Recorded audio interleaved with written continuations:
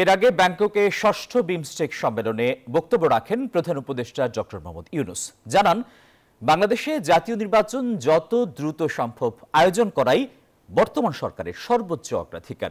প্রয়োজনীয় সংস্কার শেষে একটি মুক্ত, নিরপেক্ষ ও অংশগ্রহণমূলক নির্বাচন হবে বলেও জানান তিনি।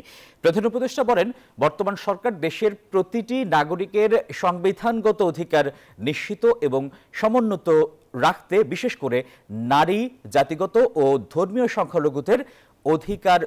বান্ডেল থাকলে প্রতি সেনমানিতে টাকা বাঁচবে। বিকাশ সেনমানি বান্ডেল কিনে জিতুন প্রতি লেনদেনে। সংরক্ষণের ক্ষেত্রে দৃঢ় প্রতিজ্ঞ। এ সময় রোহিঙ্গা প্রত্যাবাসনে বিমস্টেককে কার্যকর ভূমিকা রাখার আহ্বান জানান তিনি।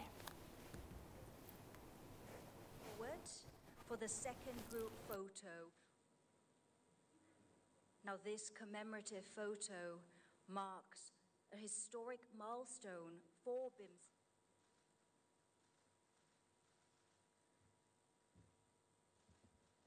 Your Excellencies, thank you very much.